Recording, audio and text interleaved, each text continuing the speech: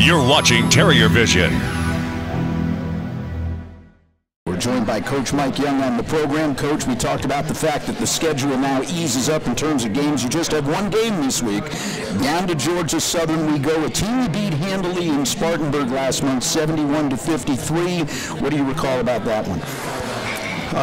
We played very well. Took care of Ferguson. Ferguson scored some points. Ferguson's going to score points. He's a great player.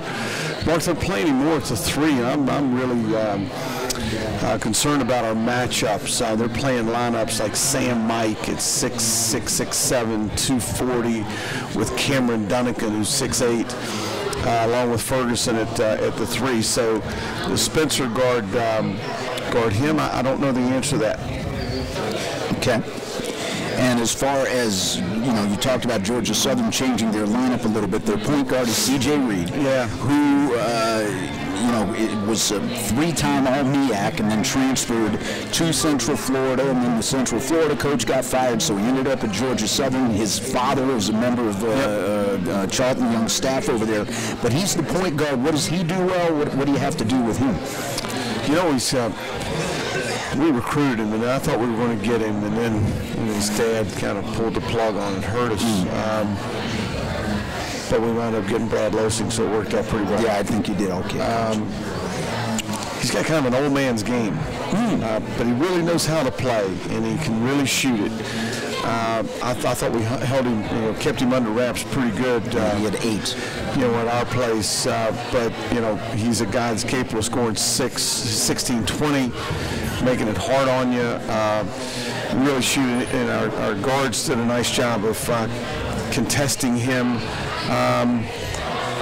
He's a really good player, don't get me wrong. MEAC Player of the Year as a junior, but I think that limits them defensively. They're not as maniacal defensively because CJ's his foot quickness is not as good as a Ben Drayton. Right. He's not as fast. He's not as hard-nosed as a Willie Powers. Oh, yeah. So they're more zone, more half court, which will be a real switch from most years going down there where it's like it's like the haunted house with people flying around everywhere. So very winnable game, but not an easy place to play. You have to play awfully well to beat them.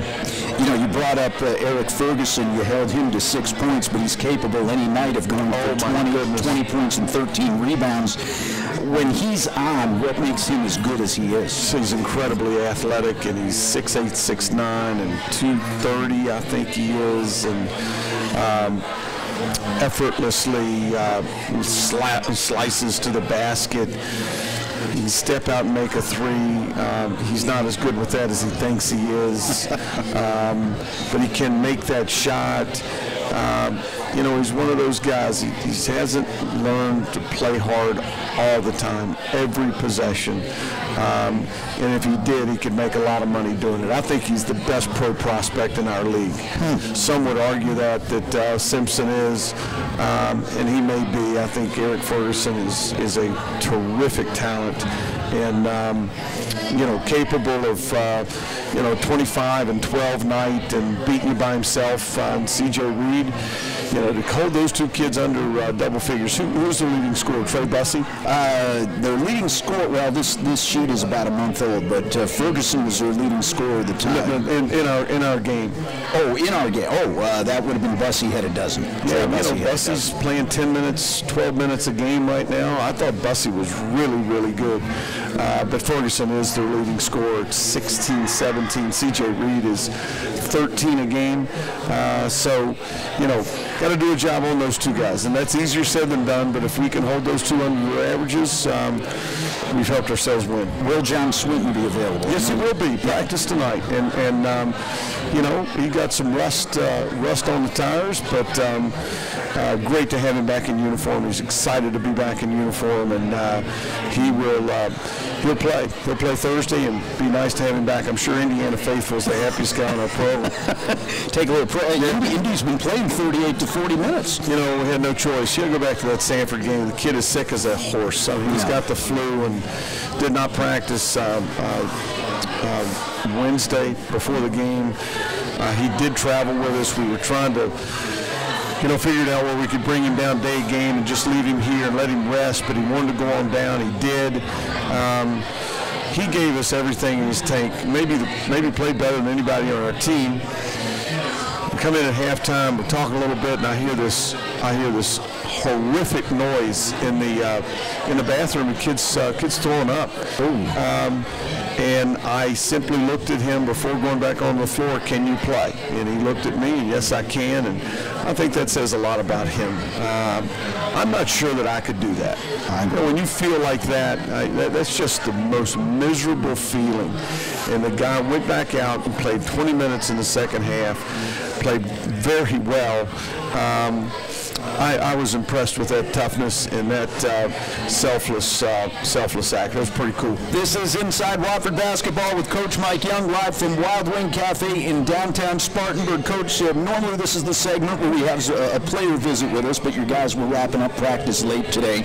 So we'll just talk about a couple of your guys and where they are in their development individually. And I want to start with Lee Skinner. We talked about him before, but he continued. Some nights I feel bad for Lee because he's 6'6". He's a big, strong kid, but he's 6'6", and he's often asked to guard guys who are 6'8", 6'9", just because that's the way the matchups go. How do you think he's handled that, and how does a guy who's 6'6" do as well as he does against bigger, certainly taller and sometimes stronger guys? Well, his toughness is certainly something that you recognize early on. Did you see that coming out of prep school? Yeah, played for my mentor, dear friend, Coach Aird at Fork Union, and he said right away, "You're not going to find a kid with a bigger heart and tougher than Skinner," and that's certainly been the case. Lee is going to continue to get better.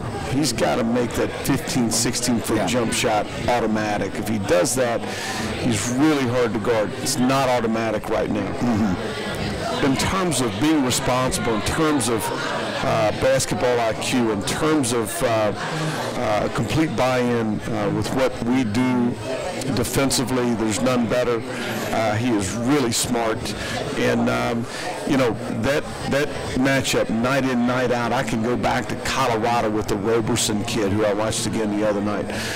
Z Mason, Trent Wiedemann, Damon Brooks, Eric Ferguson when he slides down to the 4. That's a tough matchup every night. Most people have good 4s, and Lee Skinner's had a very good year for us. Love coaching him. Voted captain as a sophomore, which is speaks volumes about him and his character and his work habits.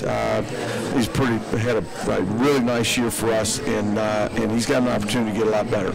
It's interesting that when I do get to a practice or to a walkthrough prior to a ball game, and your assistants are going through all the different things you do at walkthrough in terms of strategy, he asks a lot of questions. He seems to ask more questions than anybody else. Well, you need more of those guys. Yeah. You need more of those guys. He has a great look. His eyes are wide and his ears are open, and he wants to know everything. I think sometimes he asks questions. He knows the answer to them, but he wants to make sure that the other guys do. He's got a lot to him. He's our best communicator by far, which is something that's difficult to get young teams to do on a regular basis. He's by far best communicator, sometimes our only communicator, and that's problematic. He knows what he's supposed to do. He knows what the other guys are supposed to do, and he works his tail off to put them in position to make those plays. Other fellow I want to ask you about in terms of development, just a freshman, C.J. Newman, 6'7". He's from Minnesota, another kid you got from the Great White North. How's he coming along in your mind? He had 4 points the other night. He's finishing a little more around the basket, at least from what we're seeing. He's going to be another in a long line of good ones down there.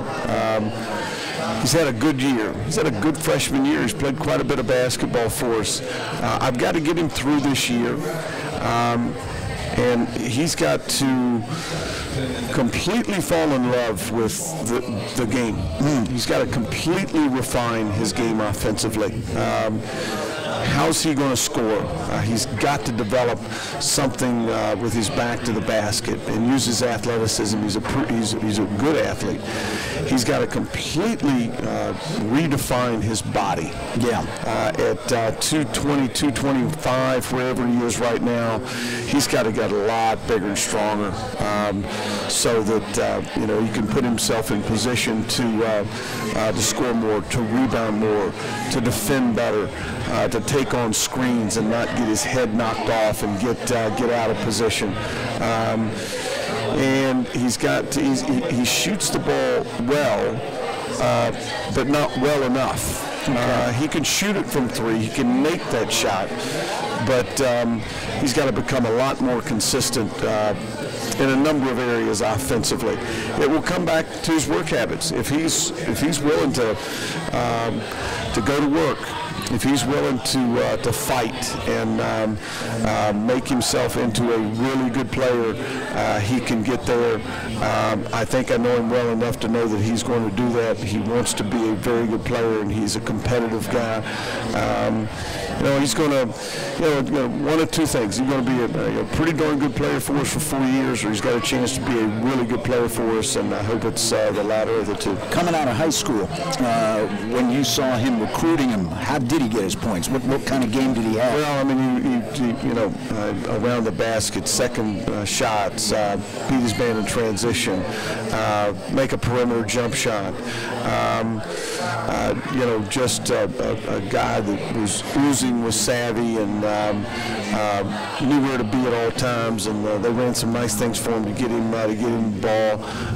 And saw him as much with Pulley as I did with his high school team, Howard Pulley, the team that Dahlman, Diggs, and Rumbers played for. Program, yeah. And more of that was 15, 16, 17 feet catch and shoot jump shots, because that is such a high level. He's playing against pros. And handled himself very, very well. We're going to get him there. He's going to get there. He's a great kid. Wants to be a science major and go to medical school. He's going to be a good one for us. All right, we're back at Wild Wing. Another segment with Coach Young as we wind things down. A reminder, our next Terrier broadcast will happen Thursday night. Terriers on the road at Georgia Southern. Airtime from the Hanner Fieldhouse in Statesboro will be 6:45 with the YP.com pregame, and then the Terriers yet another road game a week from Thursday at the College of Charleston. One more home game, March 2nd. That's a Saturday night against the Citadel. Coach, real quick, I want to ask you about this. We've talked a bunch tonight about the need for especially your young guys to get bigger and stronger, and that all comes back to the weight room and the conditioning program you have in place. When did college basketball start to realize that weightlifting and having bigger, stronger players was going to be a benefit? Because there was a time, and I've got a baseball background, when I was a kid, they told you not even to lift weights in baseball because it was going to make you muscle bound. Well, obviously somebody changed that line of thinking with baseball and basketball a while back. I think the wow moment for me was when Coach Barnes came to Clemson, and he brought a strength coach with him, Todd Wright, who I befriended and is a friend to this day. And they were sold on it, and they had Hulks. I mean, Harold Jameson and Kara Turbay, and they were just animals. It's a huge deal. It is a huge deal. The game has become hand-to-hand combat, and officiating, goes to great lengths to clean it up, and the clutching and the grabbing and so on. But it's here to stay. That's the game, and as physical as we've been over the last 5-6 years, we're not nearly as physical as we need to be. Your strength staff and that department is a critical arm for your program, for your athletic department, for all sports. For all sports, Mark. Injury prevention, and just physically being able to withstand the beating day in, day out on the practice floor. And you go to play Davidson, you go play Western Carolina, you better be men. because let me assure you, you're going to be playing against men when you play those teams. And we're kind of between strength coaches right now, and I think that is on Coach Johnson to make that choice, and I mean, he knows how critical that decision is. We have to have a great one, and it's could be considered a really bad job, because that strength director of ours is in charge of however many sports we have. Right. And Amy Kaya has different needs than I have. Mm-hmm. And Mike Ayers has different needs than Vic Lipscomb, the golf coach. Right. So how do you juggle all of that? A golf athlete is different from a basketball athlete. A basketball backcourt kid is different from football offensive lineman. Sure. We've had not so good ones up there who have my guys doing the same thing as an offensive lineman. That doesn't make any sense. Mm-hmm. That's stupid. So it's a critical hire, and I hope we get it right. We need to get it right. All that being said, how much of it is on the kids to buy into the fact that the weight program? Well, they don't have a whole lot of choice. Yeah. So this is the deal, and unless they're just stupid, you go through that gauntlet. Charleston, Davidson, Western Carolina, on down the line, and you see very, very quickly, if I'm going to survive, if I'm going to be a good player at this level, I better get a move on here physically, and guys buy into that part of it. They like to look good. Sure, they like to be bigger and stronger, and to see guys like Tim Johnson start at 220 and finish at 250 and about 3% body fat is really cool. And goodness knows we've got some of these young people that we need to make gargantuan strides physically here between now and mid-October. All right, Coach, we'll see you on the bus Wednesday night.